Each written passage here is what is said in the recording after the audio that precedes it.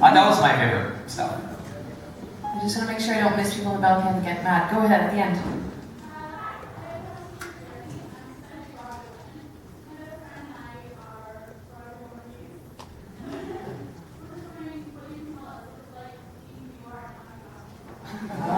Can you tell us your whole life story? I was born in Corpus Christi, Texas in 1984.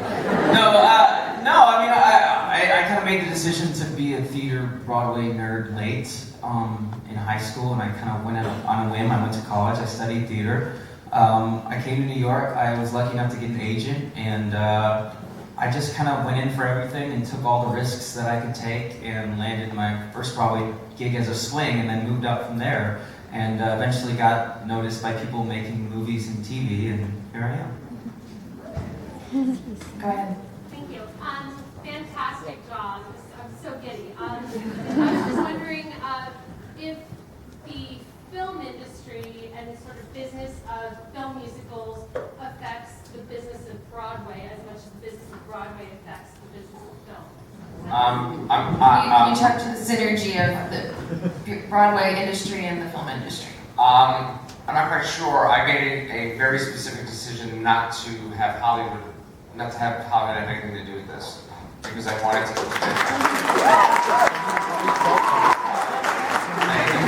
Like I said, us theater fans are like Comic-Con geeks. We're very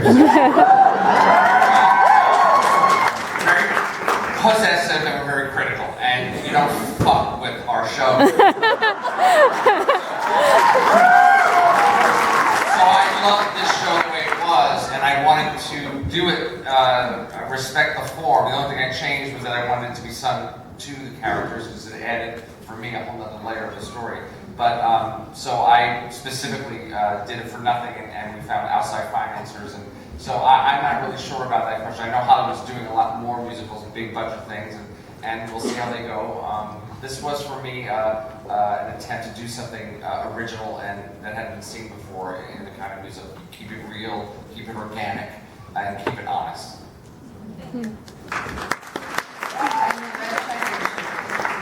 I was curious about the audio recording process for both of you guys, the process of singing, and did you do it LaGravenese style, Excuse me.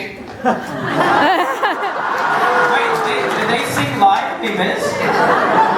I've never heard that. I've been working on this for 8 years, and I decided it was going to be live way before. It's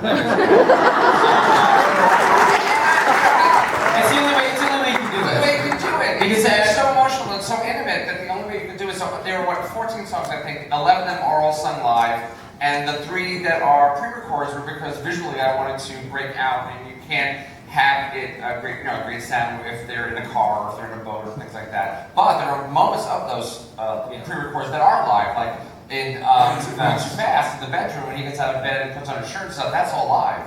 It's just like this stuff with like wind blowing and all that crazy Yeah, stuff. Like, you're doing short little cuts here and there. Well, I'm amazed because, and Jeremy, to his credit, brought in the crew with the sound people from Smash, because I was amazed when we were in the edit room. Like, for instance, Goodbye Until Tomorrow, when she's pushing him down the stairs and singing, that's all live, that's all outside. And the stuff, his stuff outside. In Harlem, and nobody bothered us. It's amazing. It sounded incredible, and that's because our crew is so good. Well, their voices are so good, but also the crew is so good. There was another question. Yep.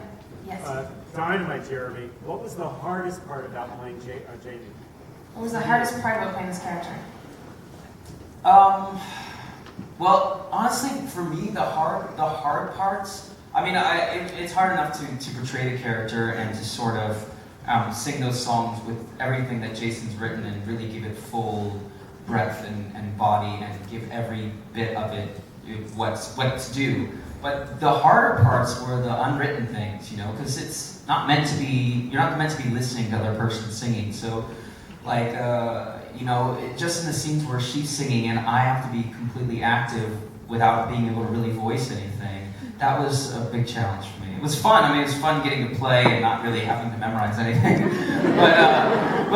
Yeah, that was really interesting, and that was one of the cool things that I think that we got to bring to this new production. Because for those of you who don't know, originally it's a Broadway off-Broadway musical where it's solos on stage. So you have one person standing mostly on an empty stage singing these songs and really using the lyrics and words. And then the next person comes on, they sing, and then the one in the middle where they get married, they're together, and at the end they're together, but the whole rest of the show, they're alone. And so, I mean, that's a whole new layer that we've added on that we really had to try to find organically on the spot, because we only had, 21 days. I want to make sure I go further back. Yes, with blonde hair, I think. Yes, big fan of the show, and it's beautiful to see this on film now as well. And you mentioned, Richard, that you have a lot of love for the original show, but there are a couple of small script changes that I think other people might have said as well. For example, in I Can Do Better Than That, you axed the Tom Cruise reference and went for tattoos. That wasn't you. I was curious to know what some of those changes were. Can you talk about the creative liberties that you took, such as taking out the Tom Cruise reference? That's just not what she said. We literally changed like less than 20 words. First of all, all the lyric changes and all the music changes are Jason's, and he made those changes in the revival that he directed off-Broadway. He changed Tom Cruise because he just felt that was an outdated lyric, so he changed it to Tattooed Guy. We're only allowed one fuck in a PG-13 movie, so One fuck. I said to Jason, what fuck do you want? And Jason said, I want fucking birthday, so that's the one we kept.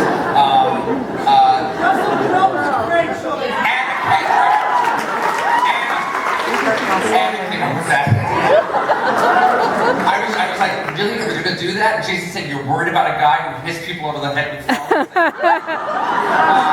was like, really? Should we do that? And then the dialogue stuff, I added some, the only I wrote like was the agent line and some of the transitional stuff, but mostly I'd set up a scene and they would improvise. The stuff before Shmuel, the argument before if I don't believe in you is totally these guys just going for it. And even his phone call with his agent and the publisher is in the script, is Jason's, but he flew off of it and just made it real, and I just wanted it to be, honest and spontaneous. I just acted like I was him, like I said. In the black shirt. Hi. Sorry. I know I just mentioned the Russell Crowe thing, but amazing job with the movie. Jeremy, thank you for coming from Neverland, by the way.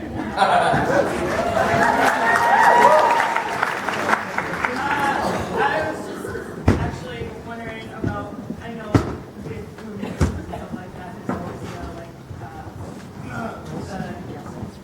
what's the word? For example, sometimes influence on Into the Woods. How, I know like you said, all those word changes were Jeremy's, but how much of influence everything is? Yes.